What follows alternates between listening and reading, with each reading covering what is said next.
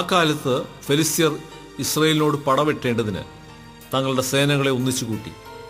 അപ്പോൾ ആക്കീസ് ദാവീദിനോട്, നീ നിന്റെ ആളുകളും എന്നോടുകൂടെ യുദ്ധത്തിന് പോരണമെന്ന് അറിഞ്ഞുകൊള്ളുക എന്ന് പറഞ്ഞു. അപ്പോൾ ദാവീദ് ആക്കീസിനോട്, അടിയൻ എന്ത് ചെയ്യും എന്ന് നീ കണ്ടറിയുമെന്ന് പറഞ്ഞു. ആക്കീസ് ദാവീദിനോട്, അതുകൊണ്ട് ഞാൻ നിന്നെ എപ്പോഴും എന്റെ മെയ്ക്കാവലാക്കുമെന്ന് പറഞ്ഞു. എന്നാൽ ശമൂവേൽ മരിച്ചുപോയിരുന്നു. ഇസ്രായേലിലെല്ലാം അവനെക്കുറിച്ച് വിലപിച്ച് അവന്റെ സ്വന്തം പട്ടണമായ രാമയിൽ അവനെ അടക്കം ചെയ്തിരുന്നു. ശൗലോ വെളിച്ചപ്പാടന്മാരെയും മന്ത്രവാദികളെയും ദേശത്തു നിന്ന് നീക്കിക്കളഞ്ഞിരുന്നു. എന്നാൽ ഫെലിസ്ത്യർ ഒന്നിച്ചുകൂടി ശൂനേമിൽ പാളയമിറങ്ങി. ശൗലും എല്ലാ ഇസ്രായേലിനെയും ഒന്നിച്ചുകൂട്ടി ഗിൽബോവയിൽ പാളയമിറങ്ങി. ശൗൽ ഫെലിസ്ത്യരുടെ സൈന്യത്തെ കണ്ട് ഭയപ്പെട്ട് അവന്റെ ഹൃദയം ഏറ്റവും വിറച്ചു. ശൗൽ യഹോവയോട് ചോദിച്ചപ്പോൾ യഹോവ അവനോട് സ്വപ്നം കൊണ്ടോ ഊറിയും കൊണ്ടോ പ്രവാചകന്മാരെ കൊണ്ടോ ഉത്തരം അരുളിയില്ല.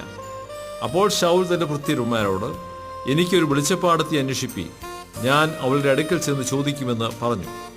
അവന്റെ ഭൃത്യന്മാർ അവനോട്, ഏൻദോരിൽ ഒരു വെളിച്ചപ്പാടത്തി ഉണ്ട് എന്ന് പറഞ്ഞു. ശൗൽ വേഷം മാറി വേറെ വസ്ത്രം ധരിച്ച് 2 ആളെയും കൂട്ടിപ്പോയി രാത്രി ആ സ്ത്രീയുടെ അടുക്കലെത്തി. വെളിച്ചപ്പാടാത്മാവ് കൊണ്ട് നീ എനിക്കായി പ്രശ്നം നോക്കുകയും ഞാൻ പറയുന്നവനെ വരുത്തി തരികയും ചെയ്യണമെന്ന് പറഞ്ഞു. സ്ത്രീ അവനോട്, ശൗൽ ചെയ്തിട്ടുള്ളത് അവൻ വെളിച്ചപ്പാടന്മാരെയും മന്ത്രവാദികളെയും ദേശത്തു നിന്ന് ഛേദിച്ചു കളഞ്ഞത് തന്നെ നീ അറിയുന്നുവല്ലോ. എന്നെ കൊല്ലിപ്പാൻ നീ എൻ്റെ ജീവന് കെണിവയ്ക്കുന്നത് എന്തിനെന്ന് പറഞ്ഞു. യഹോവയാണ്, ഈ കാര്യം കൊണ്ട് നിനക്ക് ഒരു ദോഷവും ഭവിക്കുകയില്ല എന്ന് ശൗൽ യഹോവയുടെ നാമത്തിൽ അവളോട് സത്യം ചെയ്തു പറഞ്ഞു. ഞാൻ ആരെ വരുത്തി തരേണ്ടുവെന്ന് സ്ത്രീ ചോദിച്ചതിന് ശമൂവേലിനെ വരുത്തി തരണമെന്ന് അവൻ പറഞ്ഞു. സ്ത്രീ ശമൂവേലിനെ കണ്ടപ്പോൾ ഉച്ചത്തിൽ നിലവിളിച്ചു. ശൗലിനോട്, നീ എന്നെ ചതിച്ചതെന്ത്? നീ ശൗലാകുന്നുവല്ലോ എന്ന് പറഞ്ഞു.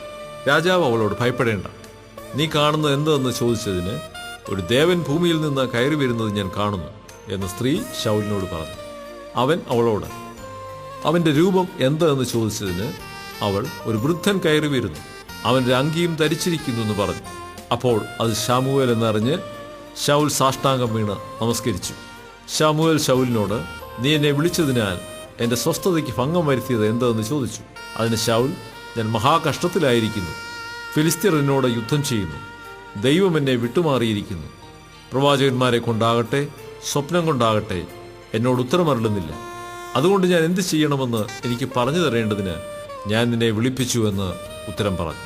അതിന് ശമൂവേൽ പറഞ്ഞത്, ദൈവം നിന്നെ വിട്ടുമാറി നിനക്ക് ശത്രുവായി തീർന്നിരിക്കെ നീ എന്തിനെന്നോട് ചോദിക്കുന്നു? യഹോവ എന്നെക്കൊണ്ട് പറയിച്ചതുപോലെ അവൻ നിന്നോട് ചെയ്തിരിക്കുന്നു.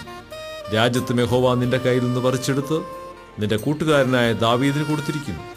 നീ യഹോവയുടെ കൽപ്പന കേട്ടില്ല, അമാലേക്കിന്റെ മേൽ അവന്റെ ഉഗ്രകോപം നടത്തിയതുമില്ല.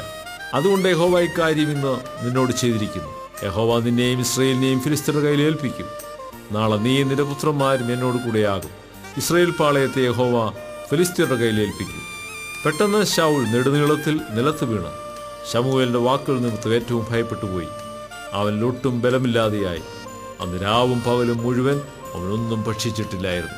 അപ്പോൾ ആ സ്ത്രീ ശൗലിന്റെ അടുക്കൽ വന്നു.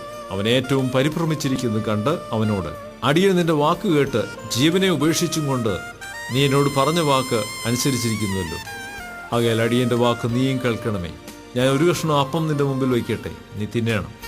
എന്നാൽ നിന്റെ വഴിക്ക് പോകുവാൻ നിനക്ക് ബലമുണ്ടാകുമെന്ന് പറഞ്ഞു. അതിനവൻ, വേണ്ട, ഞാൻ തിന്നുകയില്ല എന്ന് പറഞ്ഞു. എങ്കിലും അവന്റെ ഭൃത്യന്മാരും ആ സ്ത്രീയും അവനെ നിർബന്ധിച്ചു. അവൻ അവരുടെ വാക്ക് കേട്ടു.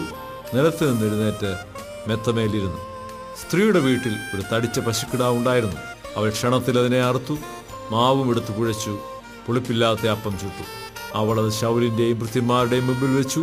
അവർ തിന്ന് എഴുന്നേറ്റ് രാത്രിയിൽ തന്നെ പോയി.